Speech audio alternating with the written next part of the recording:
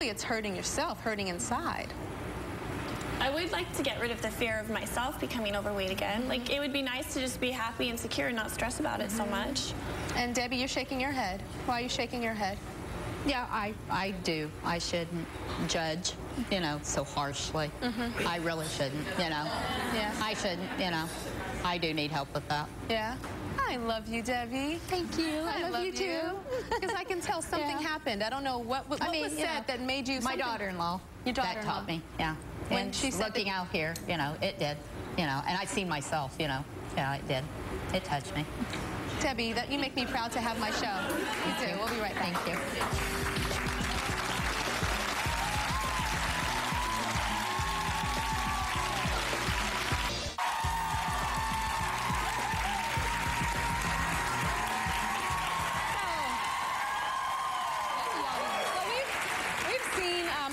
And cruel women can be about other women and their weight. We've been talking about that. Got a couple of turnarounds here, which is nice. But now we're going to talk about men and weight. And I want everybody in the audience to pay attention because we want your opinion. And your opinion. Check this out. How would you compare two men of different sizes dressed in similar suits? Okay, so what went through your minds when you saw the two guys? Anybody? Hi, Tyra. Hi. My name's Daniel, and my opinion is that men who are overweight and wearing a suit, I mean, they could be the boss. We don't know their work schedule, their life. They could be so busy and, be just crazed with not having time to go to the gym. We just give these men such excuses, and it's so okay. And, oh, the bigger he is, the more money he has because he's the boss. I find that so interesting, the double standard. Check out this next video. What do you think when you see a heavy man walking down the street with his much thinner girlfriend? What do you guys think about that one? Who wants to comment? You want to comment? Stand on up. Personally, I think it is sexy. Right? Come on. I mean, my ex-boyfriend, 250-pound teddy bear, used to wrap his arms around me. I would feel so tiny, so secure, and what woman wouldn't want to feel like that? Okay. Anybody else? Anyone? She's wait, stand on up. Personally, I don't know. It weirds me out a little bit because I've experienced like men who are overweight, but they still have the audacity to want skinny women and feel like, oh, even though I'm fat, I don't care. I want a woman who's skinny and who's beautiful and everything, and that makes me feel upset. You know what I'm saying? And I've been in that predicament before. If the audience, in general, it doesn't have that much of a negative issue when it comes to the guy being heavier. Such a double standard. I mean, I find it a real double standard. Dr. Robin. So we're obviously judging these men, these bigger men, much differently. I mean, someone said he's a bundle of love and just big and juicy and thick, and she feels so tiny with him. That's right. There are very different standards when it comes to men and women. Women are striving for zero, right? We're all trying to become something that is so tiny and almost unattainable for most women, where men are able to be so many different body types that are beautiful and sexy and fabulous and acceptable to us. They can be thin, they can be muscular, they can be burly, they can be chubby. We love them all. Yeah. But women, we need to be this tiny little thing, and everybody looks to that little woman and says, that's how you're supposed to be. That's the scary part. Yeah. Men have the whole variety. Women have just one thing they can be. And is that because men are not judged so much on the physical, but it's about what's in their wallet? Well, part of it is, of course, the financial and what they bring. Big men. Security as well. Right, big men means security to women. Got it. But we still have to remember, I want to say to these women out there who have been rolling their eyes about other women and making derogatory statements, you cannot shame people into losing weight. Hello, you can't. You cannot shame people into losing weight. We have to stand together as women.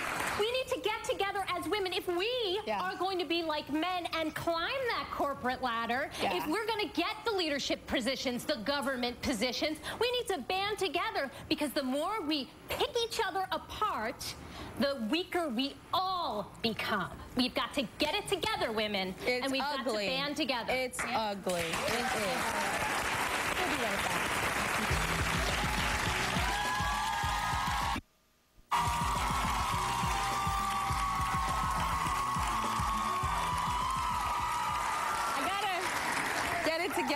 during the commercial break, I sprayed some like Listerine, like mouth spray so I wouldn't be funky. And it like, I missed and it got all this side of my face and it's like numb and tingling right now. So I'm trying to get this together so I can tell you guys what you need to do tonight. Okay. You better be planted in front of your television tonight watching the CW at 9 p.m. to see Gossip Girl. Because there's this girl I know and she on it tonight. Check this out. Tonight, Tyra does Gossip Girl. That's right. I'm going to be on one of my favorite shows. And oh gosh, I'm beyond excited. For this part for Gossip Girl, I had to go through a serious transformation. Look at the eyebrows drawn downward, just like Josephine Baker. You wonder why my eyes are closed? It's because I had to put contacts in my eyes. Colored contacts. Brown. Colored contacts. The only thing is, I asked for brown contacts, but they got brown contacts with a lot of spaces in it, so my actual green eye color is showing through the brown and creating kind of hazel. Well, whatever. So Josephine Baker's having hazel eyes on Gossip Girl. Holla, Josephine. What's up, y'all? Okay, here I am on the Waldorf Penthouse set, dishing out a little Gossip Girl gossip. Check it out. I had this one scene where I had to cry and cry and cry like a baby. And here I am having a snot boogers coming out my nose, like serious crying. And I had an acting coach on set. Her name is Ivana Chuba. She coached Halle Berry for Monsters Ball. Check, Academy Award. She coached Charlize Theron for Monster. Check, Academy Award. And she's coaching me for Gossip Girl. Check, Emmy. Not really. If you want to know what happens in this scene, tune in to Gossip Girl tonight.